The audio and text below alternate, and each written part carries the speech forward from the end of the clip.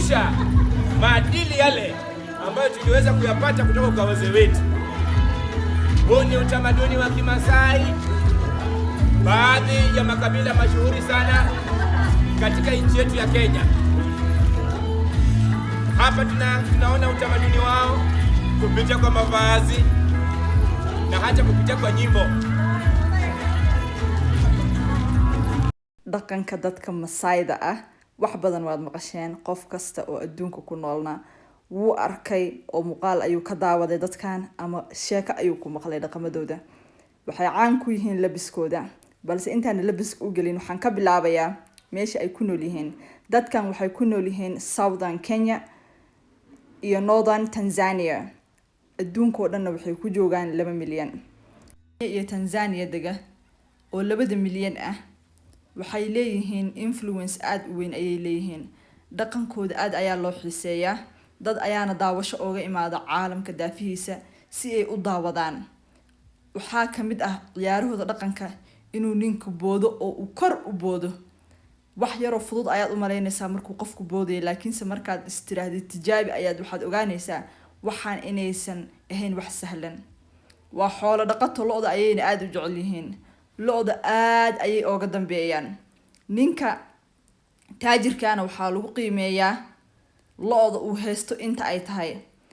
hadday lo'diisa aad u badan tahay bulshada dhexdeeda qiimo ayuu ku yeeshaa, aad ayaana loo ixtiraamaa.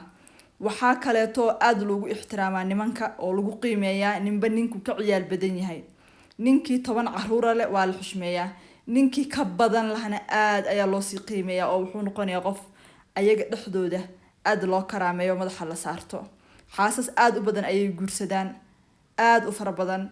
inta badanna waxaa la yiraahdaa xad maba lahana intay rabaan guursadaan, balse waxaa shuruud ah inuu ninku ka soo bixi karo, inuu dhaqan karo xaaska, inuu hanan karo cidi, inuu noqon karo nin mas'uul oo cidi ka soo bixi kara.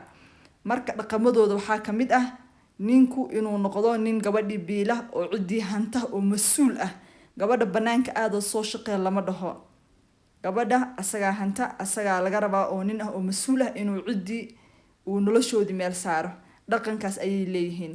waxay kaleeto dhaqan u leeyihiin naagtu in aysan shaqaysan oo aysan maal yeelan karin, oo aysan lo yeelan karin, oo aysan guryo yeelan karin. ninkoo kaliya xoolaha iyo waxaas oo dhan gacanta ku haynaya. gabadha looma ogol inay xoolo yeelato. gabadhu haddii ilmo aad u fara badan ninka u dhasho laakiinse aysan wiil u dhalin, ma ixtiraama ninku. oo nimanka Masaayda aad ay wiilasha u jecel yihiin. gabadhu haddii ay wiil dhali weydo kaba soo qaado gabdho bas ninku u dhashana wuu iskaga tagaayo, guriga xitaa ma imaado oo guriyihiisa kale ayuu aadaa. waxay kaleeto oo dhaqan u leeyihiin dadkaaneeto in gabadhi markii la soo guursanayo ay lo aad u fara badan ka bixiyaan oo ay yarad ay ka dhiibaan gabadhi. meeshaas dhaqanka Soomaalida iskaga mid aanahay meeshaas. waxay kaleeto dhaqan u leeyihiin gudniinka. rag adduunka oo dhan ragga waa la gudaa oo waa dhaqan gaalay muslim ay haysato, laakiinse gabdhaha gudniinkooda ayay ayagu dheer yihiin. waa dhaqanka Soomaalida oo kale. marar badan ayay dawladdu ka soo saartay hadal ee oga hadlayso oo ay leedahay hal la joojiyo, laakiinse dhag jalq uma siiyaan. waa dad dhaqanka aad ugu dhagan. gabadhuna ayadoo yar lama gudaayay markay weynaato naag weyn noqoto 18 sano ee gaadha la gudaa. oo waxaa la leeyahay waa sharaf lo badan ayay ku helayaan gabadhii markii la gudo. waxaa kaleeto dhaqamadooda ka mid ah ciyaarahooda dhaqanka oo hidii dhaqankooda waxaa ka mid ah in ay soo ugaarsadaan duurjoogta. maadaama ay meelaha ay ku nool yihiin oo xoolaha ay ku dhaqdaan ay ka agdhow yihiin kaymo duurjoogtu ay ku nooshahay sidii libaaxa oo kale, way ugaarsadaan. markay caajisan yihiin oo kaleeto ciyaarahaaseeto ay isku madadaaliyaan lasoo ugaarsanaya libaaxa, especially libaaxa ay aad u jecel yihiin. waramadooda ayay qaataan, libaaxi ayay raadiyaan. meeshii libaax laga carari lahaa ayagu libaaxi ay raadinayaanba dadkan. ayagoo tobaneeyo dhalinyaro israacayaan. libaax ninkii maalinta ugu horeeyo libaaxa soo dila. waxaa laga yaabaa nimankii dhan inay libaaxi soo dileen, laakiinse ninka ugu horeeya oo waranka hal mar bay wada tuurayaan oo warankiisa uu ku dhaco, ninkaas ayaa waxaa la leeyahay waa geesi. bilada geesiga asaga loo saarayaa. midda kaleeto markii dhaqankooda la fiiriyo nimanka timaha dhaadheer leh oo timaha ay u daban yihiin waa warriors, waa nimanka geesiyaasha, waa nimanka markii lasoo weeraro dadkiisa iyo dumarkiisa iyo lo-diisa waa ninka badbaadinaya, waa ninka ku jira safka hore, waa nin aan loo soo dhawaan karin ninka timaha dhaadheer leh. wiilasha madaxa ay u xiran yihiin oo madaxa xirtana waa wiilal iska yaryar oo aan weli gaarin heerka uu ninkaas timaha dheer joogo. waxay kaloo dhaqan u leeyihiin dadkan oo ay aad ooga dambeeyaan, aad ay u jecel yihiin in ay dhiig cabaan. dhiigu waa wax dhaqankooda kamid ah, micno ayuu u sameynaya dhiigga ay cabaayaan. dhiigyo sidiisi ah ayay cabaan. xoolahana marka hadda lo-do kale ay dhiigooda cabaayaan mid ma qalaan, laakiinse xidid waxaa jira meel ku yaalo specific ah, xididkaas ayaa la jaraa, dhiigga ayaa laga dhuuqaa, matubay ku dhuuqayaan ma sheegi karo.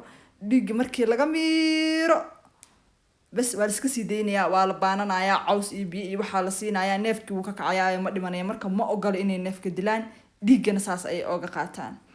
marka daawasho ayaa loo soo aadaa keymahaas xawayaanadu ay duurjoogtu ay joogto. markii daawashada keymaha dadku ay usoo aadaana dadkii Masaayda ahaa ayaguna aad ayaa loo xiiseeyaa oo inay dadka dalxiiska u imaanaya wadanka inay arkaan Masaayda ay jecel yihiin. markaas ayay ciyaarahoodii soo bandhigaan sidii inay kor u boodaan oo kale.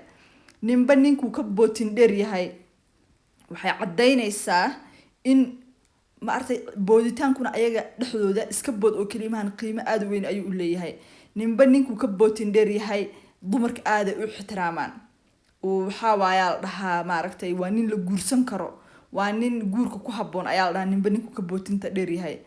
waqtigan maanta la joogo 2021 dadkan waa dad waxbarta, waa dad dhaqaatiir leh, waa dad engineers leh, waa dad leh dad heesa, waa dad caano oo wadanka kamid ah, waa dad siyaasiyiin leh, waa dad waxbarta. waqtigan hadda la joogo magaalooyinka yaryar oo ay degan yihiin dawladdu waxay ooga furtay iskuulo aad u badan ay ooga furtay, dugsiyaal hoose, dugsiyaal sare oo waliba waxbarasho bilaash ah oo dawladdu ay fangareynayso. deeq waxbarasho jaamacada ayay helaan oo dawladdu waxay rabtaa inta badan inay soo galaan, ayay rabtaa waxbarashada iyo dhaqankan oo dhaqamadooda ay kasoo tagaan, sida gudniinka oo kale oo dhibaato aad u weyn gabdhaha ku haya.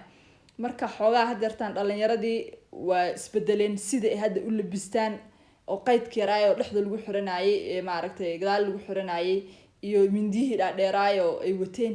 waxaas hadda dhalinyaradu way kasoo tageen oo dhalinyaradii laguma karo hadda Masaayda ahayd. waxayna leeyihiin waxaan waa waxay awoowayaashan annaga 500 sano ka hor ay sameyn jireen, waqtigaasna ma aysan haysan dhar fiican oo ay ku labistaan. marka anaga wixii dhar la'aan, dhar yar oo qayd mara yar oo qayd oo dhexda lagu xirnay dhar la'aan idin geysay anaga hadda ma qaadanayno.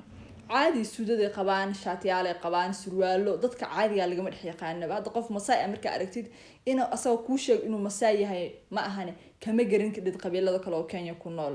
marka saas waa dadkan dhaqankooda. khayr ay idinku dhaafaya intaana kusoo ekeysiinayaa videoga. asxaabtaada la wadaagi kartaa, like saar. mid kaleeto dad badan waxaa jira daawada muuqaalada oo aan subscribe wali dhihin. what are you waiting for? subscribe saara channelka insha Allah. muuqaalo badan aan soo gelin doonaa dhaqamada ku saabsan haddii dantu ii saamaxdo.